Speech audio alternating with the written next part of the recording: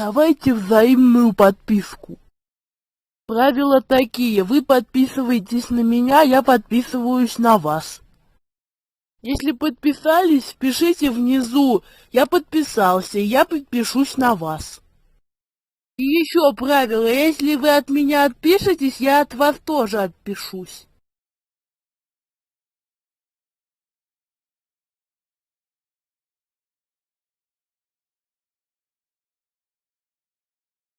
Давайте взаимную подписку. Правила такие: вы подписываетесь на меня, я подписываюсь на вас. Если подписались, пишите внизу: я подписался, я подпишусь на вас. И еще правило: если вы от меня отпишетесь, я от вас тоже отпишусь.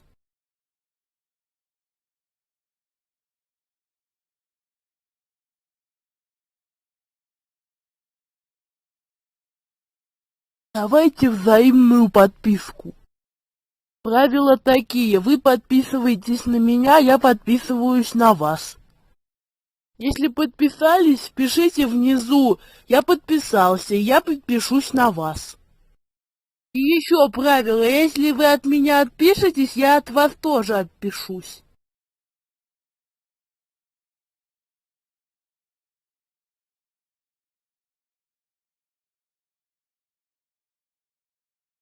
Давайте взаимную подписку. Правила такие: вы подписываетесь на меня, я подписываюсь на вас. Если подписались, пишите внизу: я подписался, я подпишусь на вас. И еще правило: если вы от меня отпишетесь, я от вас тоже отпишусь.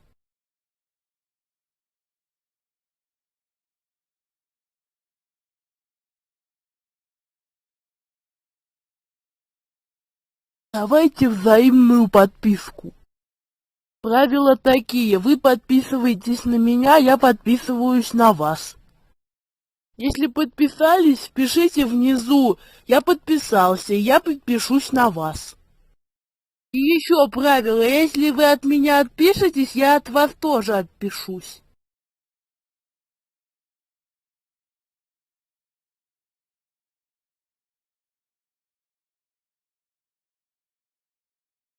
Давайте взаимную подписку. Правила такие: вы подписываетесь на меня, я подписываюсь на вас. Если подписались, пишите внизу: я подписался, я подпишусь на вас. И еще правило: если вы от меня отпишетесь, я от вас тоже отпишусь.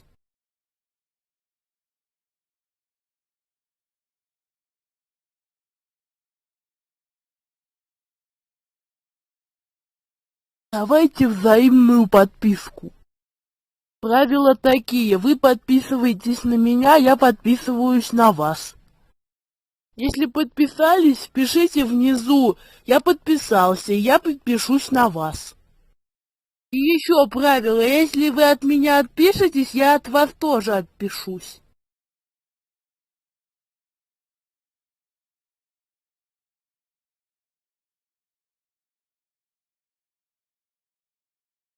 Давайте взаимную подписку.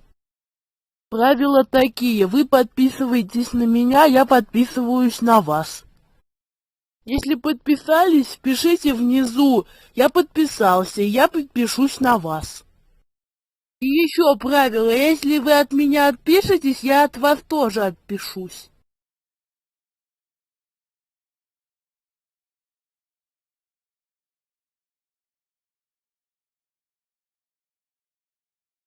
Давайте взаимную подписку. Правила такие: вы подписываетесь на меня, я подписываюсь на вас. Если подписались, пишите внизу: я подписался, я подпишусь на вас. И еще правило: если вы от меня отпишетесь, я от вас тоже отпишусь.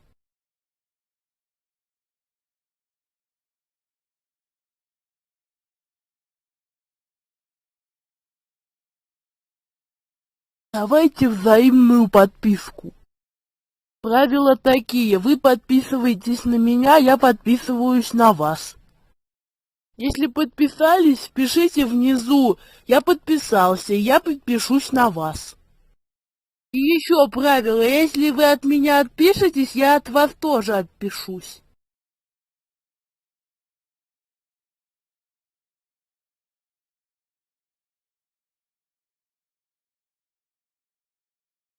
Давайте взаимную подписку.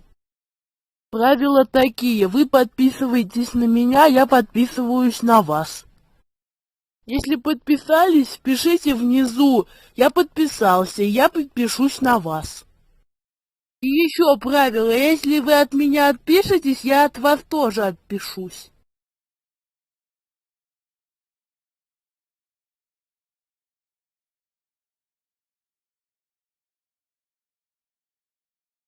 Давайте взаимную подписку. Правила такие, вы подписываетесь на меня, я подписываюсь на вас. Если подписались, пишите внизу «Я подписался», я подпишусь на вас. И еще правило, если вы от меня отпишетесь, я от вас тоже отпишусь.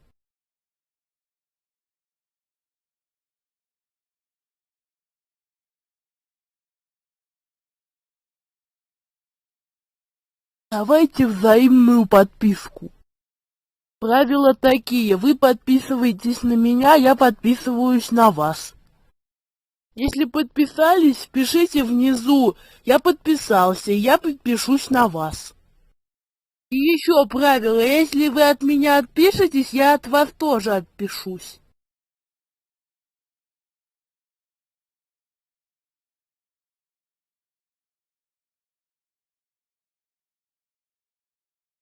Давайте взаимную подписку. Правила такие, вы подписываетесь на меня, я подписываюсь на вас. Если подписались, пишите внизу «Я подписался», я подпишусь на вас. И еще правило, если вы от меня отпишетесь, я от вас тоже отпишусь.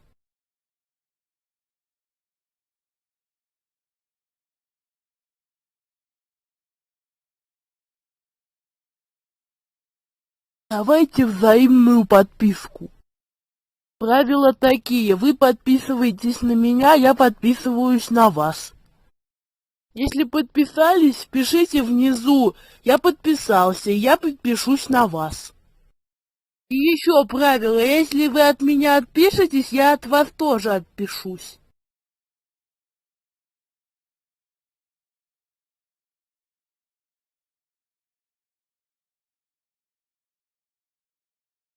Давайте взаимную подписку. Правила такие, вы подписываетесь на меня, я подписываюсь на вас. Если подписались, пишите внизу «Я подписался», я подпишусь на вас. И еще правило, если вы от меня отпишетесь, я от вас тоже отпишусь.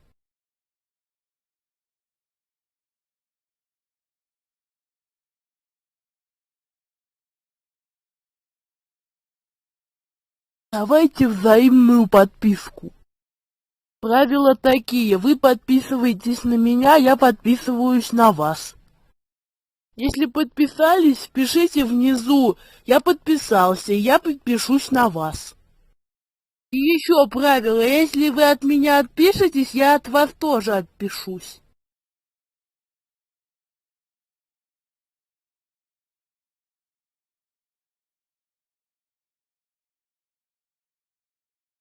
Давайте взаимную подписку. Правила такие, вы подписываетесь на меня, я подписываюсь на вас. Если подписались, пишите внизу «Я подписался», я подпишусь на вас. И еще правило, если вы от меня отпишетесь, я от вас тоже отпишусь.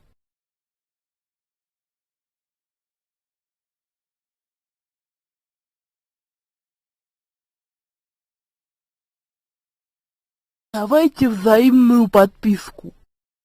Правила такие, вы подписываетесь на меня, я подписываюсь на вас. Если подписались, пишите внизу «Я подписался», я подпишусь на вас. И еще правило, если вы от меня отпишетесь, я от вас тоже отпишусь.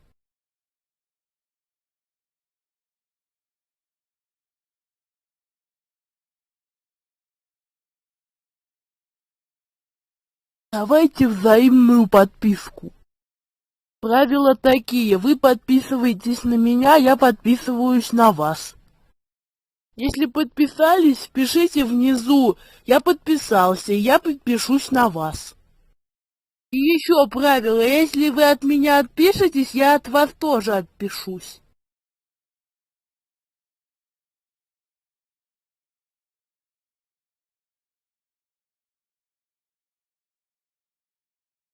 Давайте взаимную подписку. Правила такие: вы подписываетесь на меня, я подписываюсь на вас. Если подписались, пишите внизу: я подписался, и я подпишусь на вас. И еще правило: если вы от меня отпишетесь, я от вас тоже отпишусь.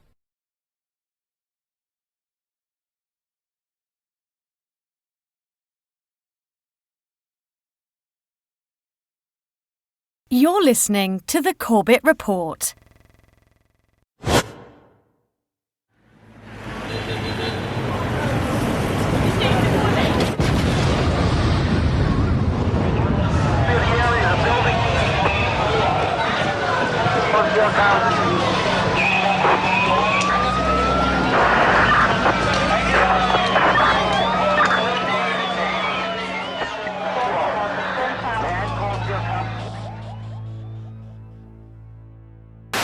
Al-Qaeda terrorist, September the 11th. Al-Qaeda, 9/11 hijackers, jihadist terrorist organizations. Terror attack. Bin Laden. September 11th. Terrorist. The self-confessed mastermind. Osama bin Laden, the leader of Al-Qaeda. Al-Qaeda. Terrible new terrorist organization. September 11th. Our enemy is a radical network of terrorists and every government that supports them.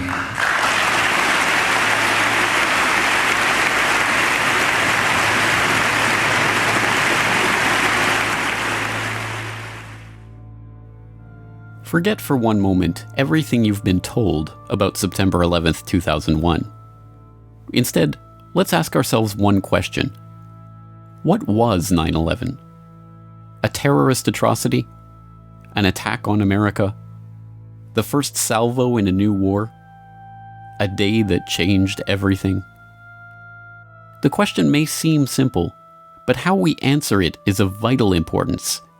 It determines how we proceed with our investigation of that day. And once you strip away the emotional rhetoric and the fear-inducing imagery, we're left with the simple truth. 9/11 was a crime. And as with any crime, there is one overriding imperative that detectives must follow to identify the perpetrators. Follow the money. This is an investigation of the 9/11 money trail.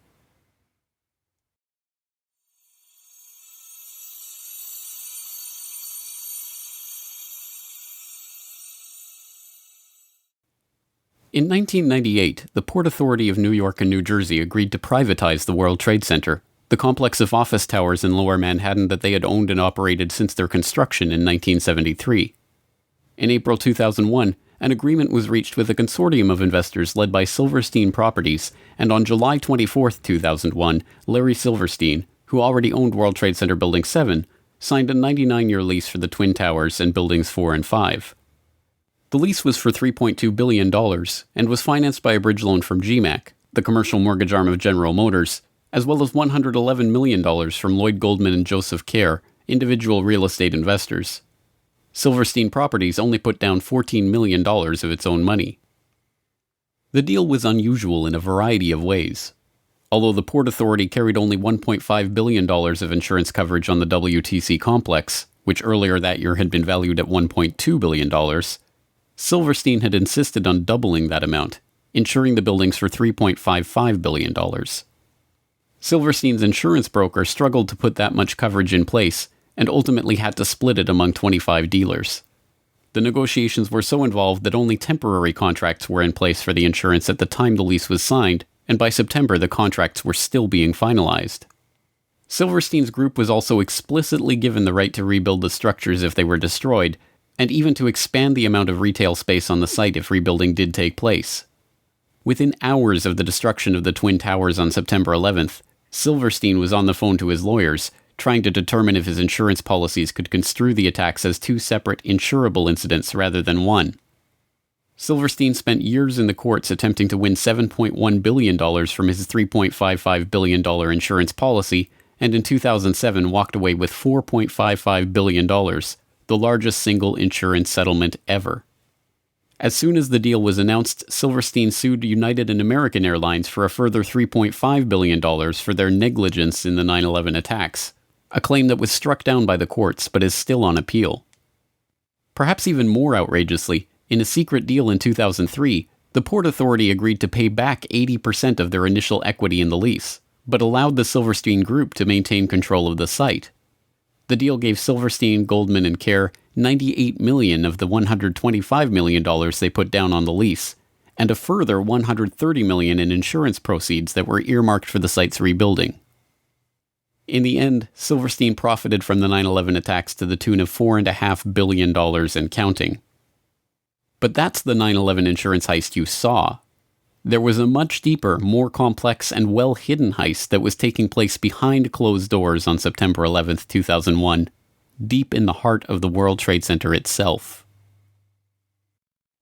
Marsh & McLennan is a diversified risk, insurance, and professional services firm with over $13 billion in annual revenue and 57,000 employees. In September of 2001, 2,000 of those employees worked in Marsh's offices in the World Trade Center. Marsh occupied floors 93 to 100 of the North Tower, the exact area of the impact and explosion.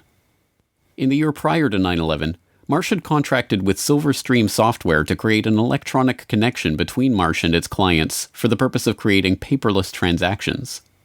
Silverstream had already built internet-based transactional and trading platforms for Merrill Lynch, Deutsche Bank, Bankers Trust, Alex Brown, Morgan Stanley, and other financial services firms that were later involved in 9/11, but this new project was unlike anything that had been attempted before. Richard Andrew Grove, the salesperson who handled the Marsh & McLennan project for Silverstream, explains.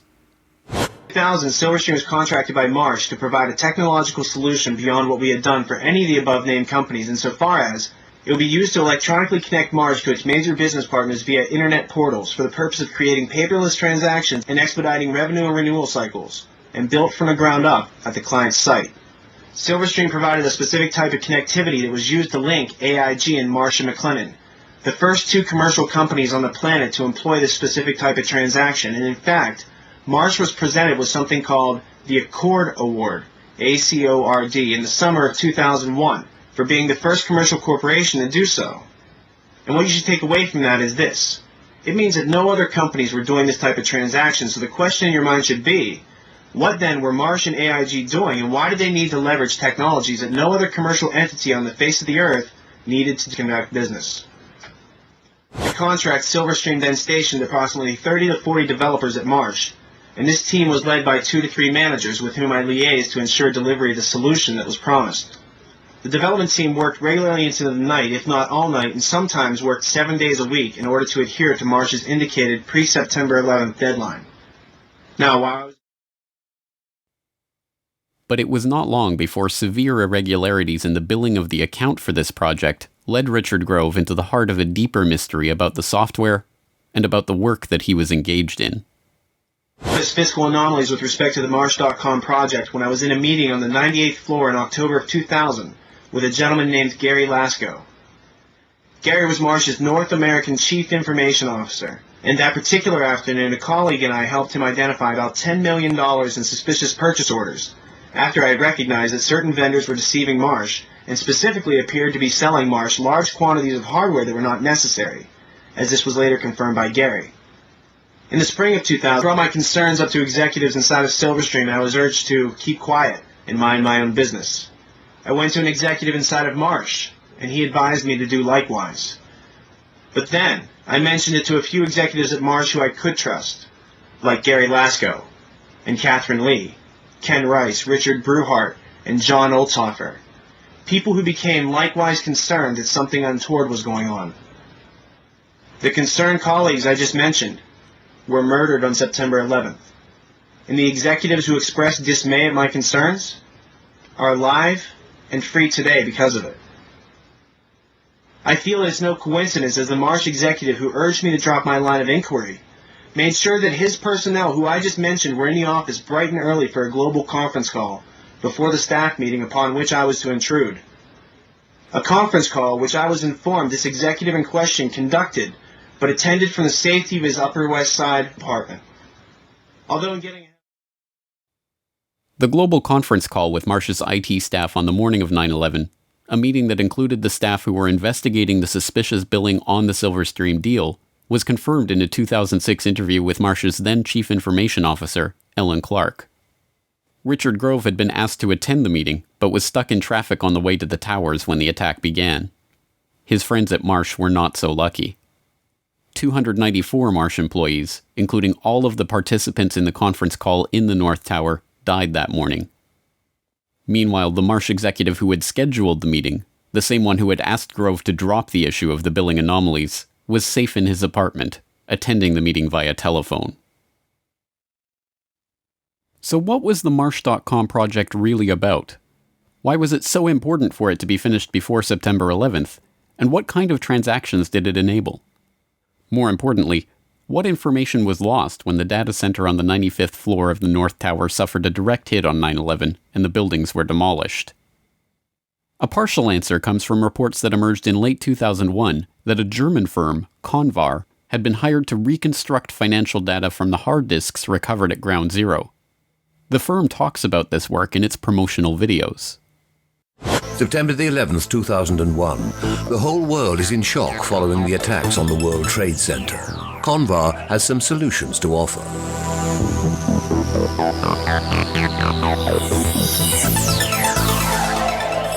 Data stored on countless hard drives retrieved from the collapsed towers was believed to have been lost, but Convar specialists can render irreplaceable information readable again at Europe's only high-security data recovery center. Burnt, crushed, or dirty storage media are ready to relinquish their secrets by the time we finish with them. More details about the work comes from an IDG news service story posted to CNN.com in December 2001. Under the headline, "Computer disk drives from WTC could yield clues," the article notes, "An unexplained surge in transactions was recorded prior to the attacks, leading to speculation that someone might have profited from previous knowledge of the terrorist plot by moving sums of money. But because the facilities of many financial companies processing the transactions were housed in New York's World Trade Center, destroyed in the blasts, it has, until now, been impossible to verify that suspicion." A Reuters article from the same time, later posted to Convar's website, offers revealing glimpses into the investigation's early results. It quotes Peter Herschel, Convar's director at the time. "The suspicion is that inside information about the attacks was used to send financial transaction commands and authorizations in the belief that amid all the chaos the criminals would have, at the very least, a good head start. Of course, it is also possible that there were perfectly legitimate reasons for the unusual rise in business volume. It could turn out that Americans went on an absolute shopping binge on that Tuesday morning. But at this point, there are many transactions that cannot be accounted for. Not only the volume, but the size of the transactions was far higher than usual for a day like that. There is a suspicion that these were possibly planned to take advantage of the chaos." It also quotes Richard Wagner, one of the company's data retrieval experts. "There is a suspicion that some people had advanced knowledge of the approximate time of the plane crashes in order to move out amounts exceeding $100 million. They thought that the records of their transactions could not be traced after the mainframes were destroyed." Was the revolutionary electronic trading link between AIG and Marsh being used to funnel money through the World Trade Center at the time of the attack? Were the attack perpetrators hoping that the destruction of Marsh's data center, on the 95th floor at the dead center of the North Tower explosion, would conceal their economic crime? One piece of corroborating evidence for the idea comes from author and researcher Michael Rupert, who reported in 2004 that immediately before the attacks began, computer systems in Deutsche Bank, one of Silverstream's other E-Link clients, had been taken over from an external location that no one in the office could identify. Within, I would guess, I'd have to go back and look at the book, but it was no more than a week after the attacks. I was being contacted by a lot of people from inside official sources who were raising a lot of questions. This one particular person was extremely credible. They absolutely convinced me they had been an employee of Deutsche Bank in the Twin Towers. And they told me very clearly that in the moments right before the attacks and during the attack, there was a 40-minute window between the time the first plane struck the World Trade Center and the second plane, that Deutsche Bank's computers in New York City had been taken over, absolutely co-opted and run. There was a massive data purge, a massive data download, and all kinds of stuff was moving. And what this person said very clearly was that no one in the Deutsche Bank offices in the towers at the time had the ability to prevent what was going on from any of their terminals. Sadly, no answer to the questions raised by these accounts is forthcoming from Convar. After the initial reporting on the investigation, which noted that the company was working with the FBI to recover and analyze the data, Convar now refuses to talk about the information they discovered. Is it true that large amounts of money were transferred illegally out of the World Trade Center on the morning of 9/11, just before the attacks? If you would look on the website, I would say yes, because that was the information from a previous release. If you would ask me today, I would need to tell you that I could not give you any additional information about that. I'm really sorry about it. At the time of 9/11, Marsh's chief of risk management was Paul Bremer, the former managing director of Kissinger and Associates who went on to oversee the U.S. occupation of Iraq. On the morning of 9/11, he was not in his office at Marsh & McLennan, but at NBC's TV studio, where he was delivering the official story of the attack. It's Paul Bremer. I want to make sure I'm getting your name right because I'm just meeting you just at this moment. You're a terrorism expert. Counterterrorism, I hope. And can talk to us a little bit about who could. I mean, there are a limited number of groups who could be responsible for something of this magnitude. Yes, this is a very well planned, very well coordinated attack, which suggests it's very well organized centrally. And there are only 3 or 4 candidates in the world, really, who could have conducted this attack. Bin Laden comes to mind right away, Mr. Bremer. Indeed, he certainly does. Bin Laden was involved in the first attack on the World Trade Center, which had as its intention doing exactly what happened here, which was to collapse both towers. He certainly has to be a prime suspect. But there are others in the Middle East, and there are at least 2 states, Iran and Iraq, which should at least remain on the list of potential suspects. What kind of... I don't recall anything like this. Pearl Harbor happened a month before I was born, and I hear my parents talk about that as a seminal event in their lives all the time. I am not aware of anything like this in the United States before. Americans are now, I think it's fair to say, really scared. Should we be? This is a day that will change our lives, isn't it? It is a day that will change our lives. It's a day when the war that the terrorists declared on the United States, and after all, they did declare war on us, has been brought home to the United States in a much more dramatic way than we've seen before. So it will change our lives.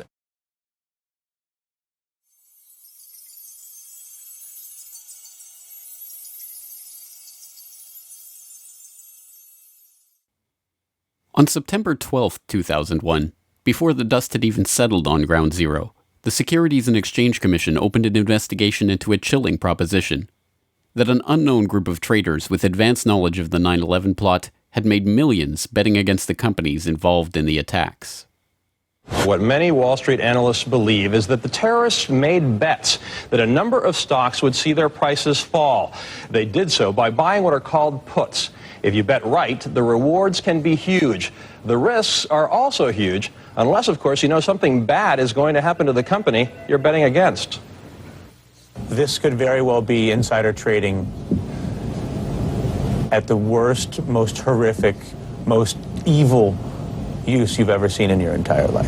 One example, United Airlines. The Thursday before the attack, more than 2,000 contracts betting that the stock would go down were purchased. 90 times more in one day than in 3 weeks. When the markets reopened, United stock dropped. The price of the contracts soared, and someone may have made a lot of money fast. $180,000 turns into $2.4 million when that plane hits the World Trade Center. It's almost the same story with American Airlines. That's a 5-fold increase in the value of what was a $337,000 trade on Monday. All of a sudden becomes what? $1.8 million. And there's much more, including an extraordinarily high number of bets against Morgan Stanley and Marsh & McLennan, two of the World Trade Center's biggest tenants. Could this be a coincidence? This would be one of the most extraordinary coincidences in the history of mankind if it was a coincidence. Although the put options on American and United Airlines are usually cited in reference to the 9/11 insider trading, these trades only represent a fraction of the suspicious trades leading up to the attack. Between August 20th and September 10th, abnormally large spikes in put option activity appeared in trades involving dozens of different companies whose stocks plunged after the attack, including Boeing, Merrill Lynch, JP Morgan, Citigroup, Bank of America, Morgan Stanley, Munich Re, and the AXA Group. Traders weren't just betting against the companies whose stocks dove after 9/11, however. There was also a six-fold increase in call options on the stock of defense contractor Raytheon on the day before 9/11. The options allowed the traders to buy Raytheon stock at $25. Within a week of the attack, as the American military began deploying the Raytheon-supplied Tomahawk missiles they would eventually use in the invasion of Afghanistan, the company's share price had shot up 37% to over $34. The SEC weren't the only ones interested in this particular 9/11 money trail either. Investigations into potential insider trading before the attacks were opened by authorities around the globe, from Belgium to France to Germany to Switzerland to Japan. It wasn't long before this global financial manhunt started yielding clues on the trail of the terror traders. On September 17th, Italian Foreign Minister Antonio Martino, addressing Italian Consob's own investigation into potential 9/11 trading, said, "I think there are terrorist states and organizations behind speculation on the international markets." By September 24th, the Belgian finance minister was confident enough to publicly announce Belgium's strong suspicions that British markets may have been used for transactions. The president of Germany's central bank was the most adamant. "What we found makes us sure that people connected to the terrorists must have been trying to profit from this tragedy." These foreign leaders were not alone in their conviction that insider trading had taken place. University of Chicago finance professor George Constantinides, Columbia University law professor John Coffey, Duke University law professor James Cox, and other academics, as well as well-known options traders like John Najarian, all expressed their belief that investors had traded on advanced knowledge of the attacks. The scale of the SEC investigation was unprecedented, examining over 9.5 million securities transactions, including stocks and options in 103 different companies trading in 7 markets, 32 exchange-traded funds, and stock indices. The probe drew on the assistance of the legal and compliance staff of the 20 largest trading firms and the regulatory authorities in 10 foreign governments. The Commission coordinated its investigation with the FBI, the Department of Justice, and the Department of the Treasury. The results of this investigation? We have not developed any evidence suggesting that those who had advanced knowledge of the September 11th attacks traded on the basis of that information. Although this sounds like the investigation did not find evidence of insider trading, a second look reveals the trick. They are not saying that there was no insider trading, only that there is no evidence that those who had advanced knowledge of the September 11th attacks participated in such trading. But this begs the question, who had that advanced knowledge, and how did the SEC determine this? The 9/11 Commission report begs the question even more blatantly in their treatment of the anomalous put option activity on United Airlines stock on September 6th. 95% of the puts were placed by a single US-based institutional investor with no conceivable ties to Al-Qaeda. Again, it is taken as a foregone conclusion that a lack of ties to Al-Qaeda means there could not have been advanced knowledge of the attack, even if the evidence shows that insider trading took place. To be sure, insider trading almost certainly did take place in the weeks before 9/11. Although some have used the Commission report to conclude that the story was debunked, the intervening years have seen the release of not one, not two, but 3 separate scientific papers concluding with high probability that the anomalous trading was the result of advanced knowledge. In Unusual Option Market Activity in the Terrorist Attacks of September 11, 2001, University of Chicago professor Alan Podeshman concluded, "Examination of the option trading leading up to September 11th reveals that there was an unusually high level of put buying. This finding is consistent with informed investors having traded options in advance of the attacks." In Detecting Abnormal Trading Activities in Option Markets, researchers at the University of Zurich used econometric methods to confirm unusual put option activity on the stocks of key airlines, banks, and reinsurers in the weeks prior to 9/11. And in Was there abnormal trading in the S&P 500 index options prior to the September 11th attacks? A team of researchers concluded that abnormal activity in the S&P index options market around the time of the attack is consistent with insiders anticipating the 9/11 attacks. The only question, then, is who was profiting from these trades, and why was no one ever indicted for their participation in them? One lead is pursued by researcher and author Kevin Ryan. In Evidence for Informed Trading on the Attacks of September 11th, he examines an FBI briefing document from 2003 that was declassified in 2009. It describes the results of FBI investigations into 2 of the pre-9/11 trades that the Bureau had identified as suspicious, including the purchase of 56,000 shares of Stratisec in the days prior to 9/11. Stratisec provided security systems to airports, including, ironically, Dulles Airport, as well as the World Trade Center and United Airlines, and saw its share price almost double when the markets reopened on September 17, 2001. The trades traced back to a couple whose names are redacted from the memo, but are easily identifiable from the unredacted information. Mr. and Mrs. Wirt D. Walker III, a distant relative of the Bush family and business partner of Marvin Bush, the president's brother. The document notes that the pair were never even interviewed as part of the investigation because it had revealed no ties to terrorism or other negative information. In addition to begging the question, this characterization is provably false, as Ryan noted in a conversation with financial journalist Lars Schall. Wirt Dexter Walker at Stratisec hired several people from a company called the Carlyle Group.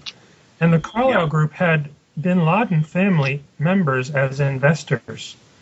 Also, Wirt Walker's fellow director, James Abrahamson, was a close business associate of a man named Mansour Ijaz, a Pakistani businessman.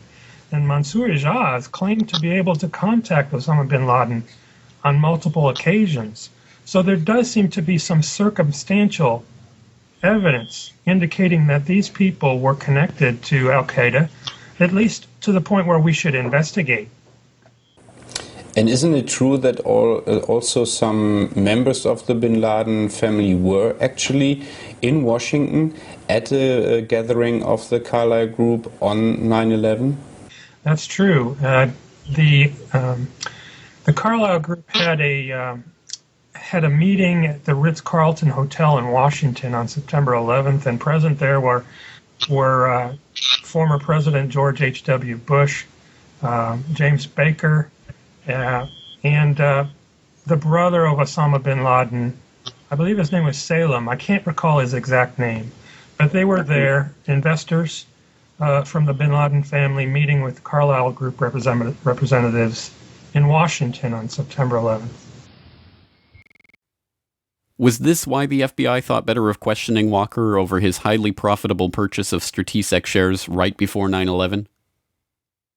The CIA figures prominently in another line of investigation. One suspicious United Airlines put option purchase that was investigated by the FBI involved a 2,500 contract order for puts in the days before 9/11. Instead of processing the purchase through United Airlines Home Exchange, the Chicago Board of Options Exchange, the order was split into 5 500 contract chunks and run through 5 different options exchanges simultaneously. The unusual order was brokered by Deutsche Bank Alex Brown, a firm that until 1998 was chaired by A.B. Buzzy Krongard, a former consultant to CIA Director James Woolsey, who at the time of 9/11 was himself the executive director of the CIA. So right after the attacks of 9/11, the name Buzzy Krongard surfaced, and it was instant research that revealed that Buzzy Krongard had been allegedly recruited by CIA Director George Tenet to become the executive director at CIA, which is the number 3 position right before the attacks. And Alex Brown was one of the then a subsidiary of Deutsche Bank. Was one of the primary instruments or vehicles that handled all of these criminal trades by people who obviously knew that the attacks were going to take place where, how, and involving specific airlines. Perhaps the most frank admission of insider trading is notable for 3 things. It was recorded on video, it has never been investigated by any agency or law enforcement official, and it was made by former CIA agent and frequent foreign policy commentator Robert Baer, the real-life inspiration for the character portrayed by George Clooney in Syriana. Talking to citizen journalists after a speaking event in Los Angeles in 2008, Baer was recorded on video making a startling assertion about 9/11 insider trading. And then the last thing I would leave you with is National Reconnaissance Office was running a drill, a plane crashed into their building, and you know they're staffed by DOD and CIA. I know the guy that went into his broker in San Diego and said, "Cash me out, it's going down tomorrow." Really? Yeah. That tells us something. What? That tells us something. Well, his brother worked in the White House. This truly remarkable statement bears further scrutiny. If Baer is to be believed, a former CIA agent has first-hand knowledge that a White House insider had foreknowledge of the attacks, and to this day not only has Baer never revealed the identity of this person, but no one has questioned him about his statement or even attempted to pursue this lead. So how is it possible that the SEC overlooked, ignored, or simply chose not to pursue such leads in their investigation? The only possible answer, of course, is that the investigation was deliberately steered away from such persons of interest and any connections that would lead back to foreknowledge by government agencies, federal agents, or their associates in the business world. Unfortunately, we will likely never see documentary evidence of that from the Commission itself. One researcher requesting access under the Freedom of Information Act to the documentary evidence that the 9/11 Commission used to conclude that there had been no insider trading received a response that stated that the potentially responsive records have been destroyed. Instead, we are left with sources that refuse to be identified, saying that CBOE records of pre-9/11 options trading have been destroyed, and second-hand accounts of traders who had heard talk of an event in advance of 9/11. In a roundabout way, perhaps the 9/11 Commission reveals more than it lets on when it tries to dismiss key insider trades with the pithy observation that the traders had no conceivable ties to Al-Qaeda. If those with foreknowledge of the attacks weren't connected to Al-Qaeda, what does that say about the identity of the real 9/11 perpetrators? ABC News has now learned that the Chicago Board of Options Exchange launched their investigation into the unusual trading last week. That may have given them enough time to stop anyone from profiting from death here in the U.S. It may also give investigators, Peter, a hot trail that might lead them to the terrorists. Thanks very much. As a reminder of the complications here, though, the Secretary of the Treasury said today of this investigation, you've got to go through 10 veils before you get to the real source. Yep. Thanks, Antonio.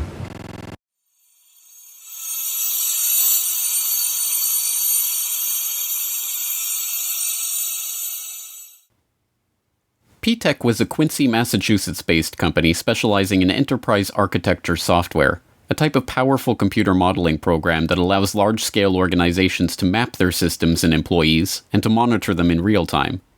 The person running this software has a god's-eye view of processes, personnel, and transactions, and even the ability to use this data to foresee problems before they happen and to intervene to stop them from happening.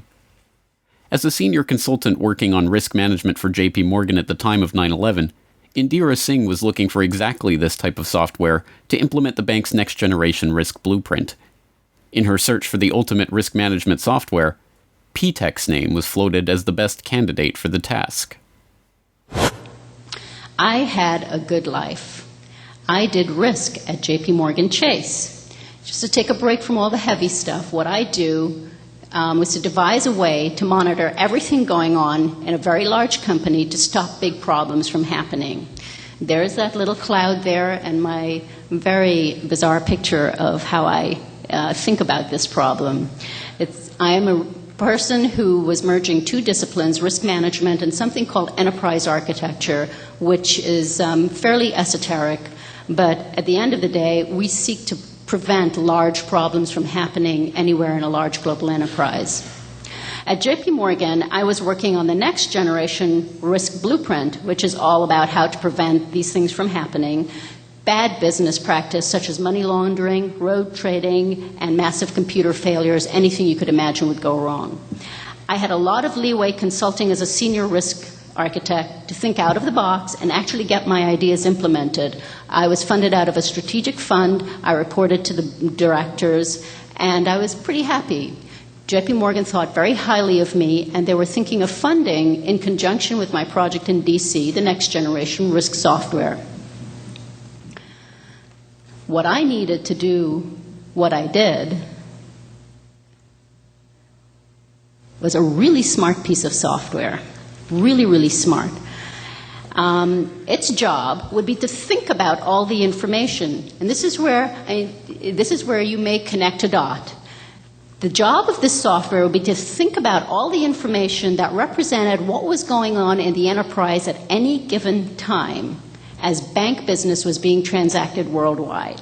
For example, it would be a surveillance software that would look for trading patterns that indicated someone was up to no good, and then do something about it. Send a message somewhere, send the transaction information somewhere, perhaps shut their system down, perhaps shut another system down, perhaps start something else up elsewhere. This kind of capability is very, very essential in today's world. However, this kind of software is not found in Microsoft or not even in IBM. A small group of very esoteric software companies make this kind of enterprise software, and it is very pricey. So you can't afford to pick wrong. And I asked all my colleagues who are industry gurus what would they recommend for this. My buddies recommended PTech. Indeed, it's not difficult to see why PTech came so highly recommended. Given the nature of this sensitive risk management work, only a company with experience delivering software to large-scale organizations with secrets to protect would fit the bill, and in this regard PTech did not disappoint. Their client roster included a veritable who's who of top-level corporate and governmental clients: the FBI, the IRS, NATO, the Air Force, the Naval Air Command, the Departments of Energy and Education, the Postal Service, the U.S. House of Representatives, the Department of Defense, the Secret Service, even the White House. From the inner sanctum of the White House to the headquarters of the FBI, from the basement of the FAA to the boardroom of IBM, some of the best secured organizations in the world, running on some of the most protected servers housing the most sensitive data, welcomed PTech into their midst. PTech was given the keys to the cyber kingdom to build detailed pictures of these organizations, their weaknesses and vulnerabilities, and to show how these problems could be exploited by those of ill intent. But like all such systems, it could be exploited by those of ill intent for their own purposes, too. Given the nature of the information and secrets being kept by its clients, it should come as no surprise that many of PTech's top investors and employees were men with backgrounds that should have been raising red flags at all levels of the government. And as it turns out, at least one of these men did raise red flags with a pair of diligent FBI field agents. In the late 1990s, Robert Wright and John Vincent, FBI special agents in the Chicago field office, were running an investigation into terrorist financing called vulgar betrayal. From the very start, the investigation was hampered by higher-ups. They were not even given access to the computer equipment needed to carry out their work. Through Wright and Vincent's foresight and perseverance, however, the investigation managed to score some victories, including seizing $1.4 million in terrorist funds. According to Wright, these funds were linked directly to Saudi businessman Yassin Qadi. Yassin al-Qadi is a multimillionaire businessman and philanthropist who, according to Business Associates, liked to boast of his relationship with former Vice President Dick Cheney. But in the late 1990s, he was sanctioned by the UN Security Council for his suspected links to al-Qaeda, and after 9/11 he was put on a terrorist watch list by the US Treasury for his suspected ties to terrorist financing. During the 1990s, as vulgar betrayal was being thwarted from opening a criminal investigation into his activities, the Qadi-backed investment firm Sarmony Limited became an angel investor to a software startup called PTech, providing $5 million of the initial $20 million of capital that got PTech off the ground. At the time, PTech's CEO denied that al-Qadi had any involvement with the company other than his initial investment, but the FBI now maintains he was lying, and that in fact al-Qadi continued investing millions of dollars in the company through various fronts and investment vehicles. Company insiders told FBI officials that they were flown to Saudi Arabia to meet PTech's investors in 1999, and that al-Qadi was introduced as one of the owners. It has also been reported that Hussein Ibrahim, PTech's chief scientist, was al-Qadi's representative at PTech, and al-Qadi's lawyers have admitted that al-Qadi's representatives may have continued to sit on PTech's board even after 9/11. Ibrahim himself was a former president of BMI, a New Jersey-based real estate investment firm that was also one of the initial investors in P-TECH and provided financing for P-TECH's founding loan. P-TECH leased office space and computer equipment from BMI, and BMI shared office space in New Jersey with Qadi International, owned and operated by none other than Yassin al-Qadi. In 2003, counterterrorism czar Richard Clarke said, BMI held itself out publicly as a financial services provider for Muslims in the United States. Its investor list suggests the possibility this facade was just a cover to conceal terrorist support. Suhail Lahir was P-TECH's chief architect. When he wasn't writing the software that would provide P-TECH with detailed operational blueprints of the most sensitive agencies in the US government, he was writing articles in praise of Islamic holy war. He was also fond of quoting Abdullah Azzam, Osama bin Laden's mentor and the head of Maktab al-Khidmat, which was the precursor to al-Qaeda. That such an unlikely cast of characters were given access to some of the most sensitive agencies in the US federal government is startling enough. That they were operating software that allowed them to map, analyze, and access every process and operation within these agencies for the purpose of finding systemic weak points is equally startling. Most disturbing of all, though, is the connection between P-TECH and the very agencies that so remarkably failed in their duty to protect the American public on September 11th, 2001. Could you describe the relationship of P-TECH with the FAA? Now, P-TECH worked with the FAA for several years, didn't they? They worked the FAA. It was a joint project between P-TECH and MITRE, and they were looking at, it's interesting, they were looking at basically holes in the FAA's interoperability with responding with other agencies, law enforcement, in the case of an emergency such as a hijacking. So they were looking for the escalation process, what people would do, how they would respond in case of an emergency, and find the holes and make recommendations to fix it. Now, if anyone was in a position to understand where the holes were, P-TECH was, and that's exactly the point. And if anybody was in a position to write software to take advantage of those holes, it would have been P-TECH. Now, was there a reference to P-TECH having operated in the basement out of the FAA? Yes.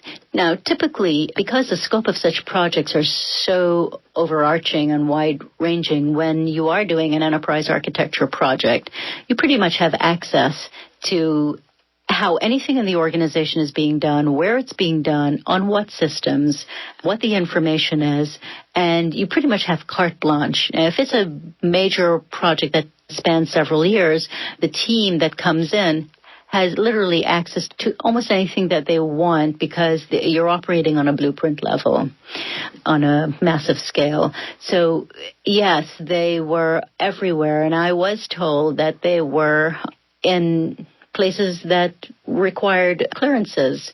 I was told that they had log-on access to FAA flight control computers. I was told that they had passwords to many computers that you may not on the surface think has anything to do with finding out holes in the system. But let's say you've said, okay, you isolated a part of a process of a notification process that was mediated by a computer and you wanted to investigate it further, then you would typically get log-on access to that computer. And from that back upstream or downstream, so who knows? You know, from my own experience, I could have access to almost anything I wanted to in JP Morgan Chase. And didn't, for the reason if anything went wrong, I didn't want to have the access. But if you were up to no good as an enterprise architect with such a mandate, you typically could have anything you wanted. So who was really behind P-TECH? Did Ziadi, Ibrahim, and the others somehow evade the due diligence of all of the government agencies and multinational corporations that P-TECH contracted with? Did P-TECH just happen to end up working on the interoperability of the FAA and the Pentagon systems on the morning of 9/11? Did al-Qadi's friend Dick Cheney really know nothing of Qadi's connections or activities? Was this all some devious al-Qaeda plot to infiltrate key systems and agencies of the US government? Not according to the people who were really investigating the company. So what did the 9/11 Commission have to say about P-TECH? Absolutely nothing. The co-chair of the commission, Thomas Kane, had been involved in a $24 million real estate transaction with BMI, one of the P-TECH investors, but no mention was made of that at the time, and the commission never looked into P-TECH or its activities on 9/11. Meanwhile, Cheney's friend al-Qadi has since been removed from the Swiss, European, UN Security Council, and US Treasury terrorist sanctions lists. And Robert Wright? After Vulgar Betrayal was shut down, the FBI did eventually raid PTAC's offices in December of 2002, but not before the company was given 2 weeks advance warning of the raid. The very next day, then Homeland Security Chief Tom Ridge declared that PTAC in no way jeopardizes the security of the country. Osama Ziadi is still wanted by the FBI for lying about al-Qadi's involvement with the company, but the case is now cold. To the families and victims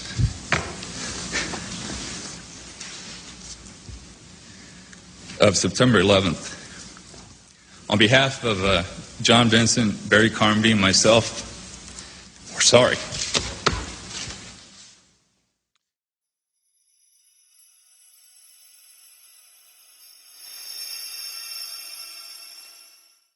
The topic today is an adversary that poses a threat, serious threat to the security of the United States of America. This adversary is one of the world's last bastions of central planning. It governs by dictating 5-year plans. From a single capital, it attempts to impose its command across time zones, continents, oceans, and beyond. With brutal consistency, it stifles free thought and crushes new ideas. It disrupts the defense of the United States and places the lives of men and women in uniform at risk. On September 10th, 2001, Defense Secretary Donald Rumsfeld declared a new war. Not a war on a shadowy terrorist organization in Afghanistan, or even a war on terror itself, but a war on the Pentagon. The adversary is closer to home. It's the Pentagon bureaucracy. Perhaps it is no surprise that Rumsfeld felt compelled to declare a war on the Pentagon's bureaucracy. The issue of the Pentagon's $2.3 trillion accounting nightmare had been dogging him since his confirmation hearings in January of 2001. Although Rumsfeld was interested in pushing forward a modernization of the military that was projected to cost an additional $50 billion in funding, that agenda was politically impossible in the face of the Department of Defense's monumental budget problem. How can we seriously consider a $50 billion increase in the defense budget when DOD's own auditors say the department cannot account for $2.3 trillion in transactions in 1 year alone?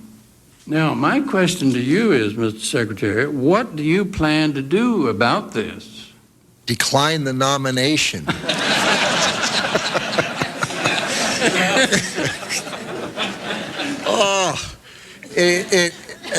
Senator, I have heard... I don't want to see you do that. We'll stand adjourned in that case. Senator, I have heard some of that and read some of that, that the department is not capable of auditing its books. It is... I was going to say terrifying. Terrifying only begins to describe the problem. The Department of Defense's own Inspector General report for fiscal year 1999 noted that the Defense Finance and Accounting Service had processed $7.6 trillion of department-level accounting entries in that year. Of that amount, only $3.5 trillion could be properly accounted for. $2.3 trillion in transactions were fudged to make entries balance, run through without proper documentation, or made up entirely. The Inspector General's office did not even examine the other $1.8 trillion in transactions because they did not have adequate time or staff to review them. In 2002, one DFAS accountant blew the whistle on the problem and the cover-up that was underway to stop investigators from finding out where the money went. According to some estimates, we cannot track $2.3 trillion in transactions. $2.3 trillion with a T. That's $8,000 for every man, woman, and child in America. To understand how the Pentagon can lose track of trillions, consider the case of one military accountant who tried to find out what happened to a mere $300 million. We know it's gone, but we don't know what they spent it on. Jim Minery, a former Marine turned whistleblower, is risking his job by speaking out for the first time about the millions he noticed were missing from one defense agency's balance sheets. Minery tried to follow the money trail, even crisscrossing the country looking for records. The director looked at me and he says, "Why do you care about this stuff?"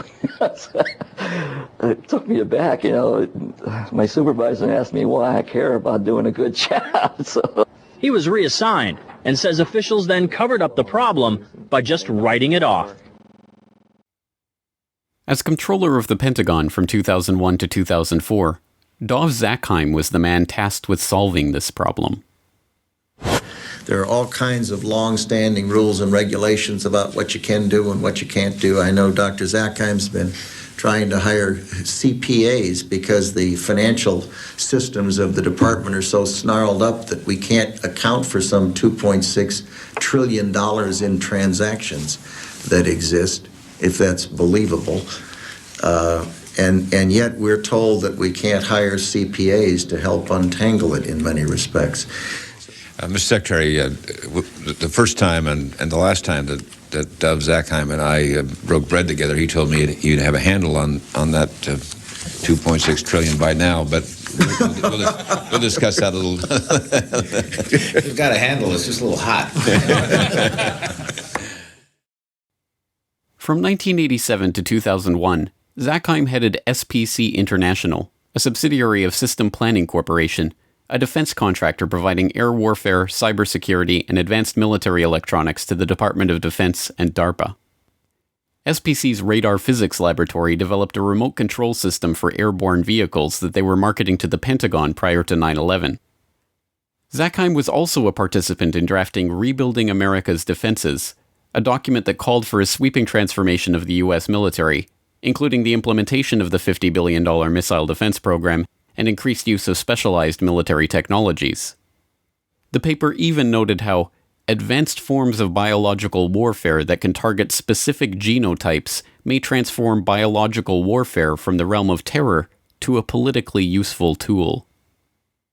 Rebuilding America's Defenses was a white paper produced by the Project for the New American Century, a group founded in 1997 with the goal of projecting American global dominance into the 21st century. Joining Zakheim in the group were a host of other neocons who ended up populating the Bush administration, including Dick Cheney, Paul Wolfowitz, Richard Pearl, Jeb Bush, and Donald Rumsfeld. In their September 2000 document, the group lamented that their plan for transforming the military was not likely unless a defining event took place, one that would galvanize public opinion. The process of transformation, even if it brings revolutionary change, is likely to be a long one, absent some catastrophic and catalyzing event, like a new Pearl Harbor. We know that the thing that tends to register on people is fear, and we know that tends to happen after there's a Pearl Harbor. It tends to happen after there's a crisis. And that's too late for us. We've got to be smarter than that. We've got to be wiser than that. We have to be more forward-looking. There's a wonderful book on Pearl Harbor by Roberta Wohlstetter and a foreword by Dr. Schelling that talks about this problem of seeing things happen and not integrating them in your mind and saying, yes, we need to be doing something about that now. That I reread periodically because it's so important. And on 9/11/2001, America received its new Pearl Harbor. The attack on the Pentagon struck Wedge 1 on the west side of the building. An office of the U.S. Army called Resource Services Washington had just moved back into Wedge 1 after renovations had taken place there. The office was staffed with 45 accountants, bookkeepers, and budget analysts. 34 of them were killed in the attack. A 2002 follow-up report from the DoD Inspector General on the missing trillions noted that a further $1.1 trillion in made-up accounting entries were processed by the Pentagon in fiscal year 2000, but they did not even attempt to quantify the missing funds for 2001. The Secretary of the Army, Thomas White, later explained they were unable to produce a financial report for 2001 at all, due to the loss of financial management personnel sustained during the September 11th terrorist attack. Before becoming Secretary of the Army, Thomas White was a senior executive at Enron. Enron was one of the largest energy companies in the world, posting a $111 billion profit in 2000 before being exposed as an elaborate corporate accounting fraud in 2001.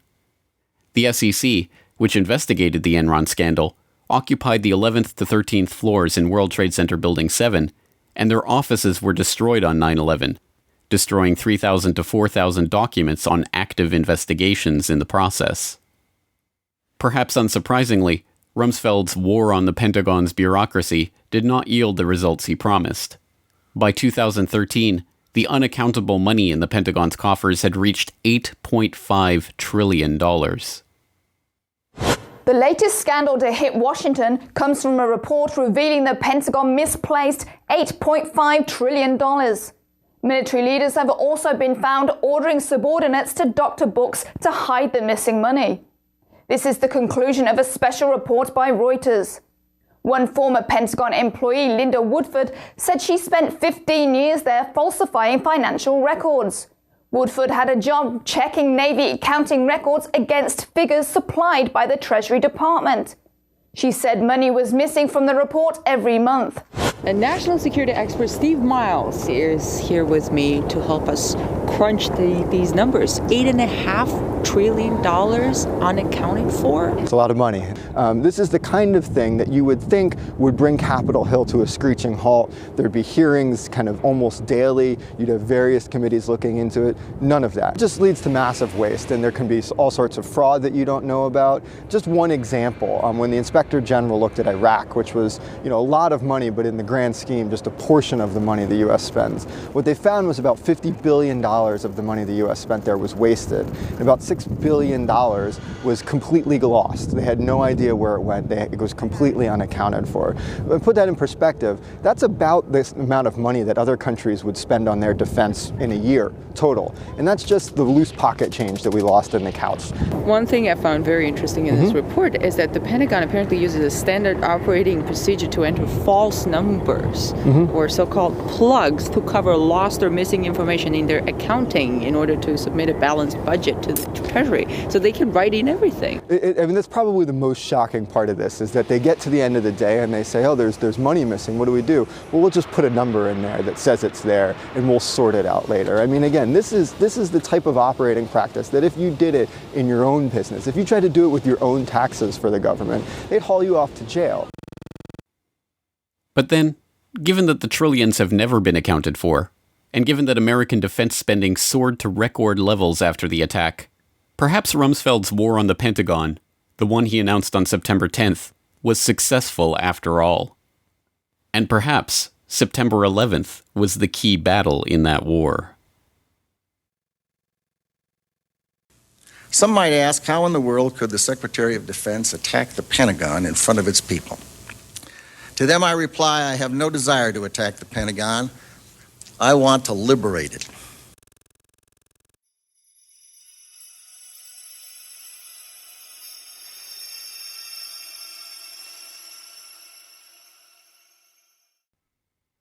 Insurance scams and insider trading, electronic fraud and vulgar betrayal, missing money and evidence destroyed. There are at least 8.5 trillion reasons to investigate the money trail of 9/11. Curious, then, that the U.S. government's final word on the attacks, the 9/11 Commission report, concluded that the money trail was not worthy of investigation at all.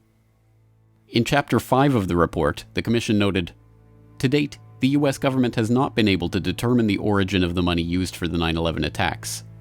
Ultimately, the question is of little practical significance." 9/11 was a crime, and as every detective knows, the first rule of criminal investigation is to follow the money. So why did the 9/11 Commission specifically reject this rule? The answers to 9/11 are not going to come from the suspects of the crime. Instead, it's up to investigators to continue to unearth the true evidence on the 9/11 money trail. Follow the money.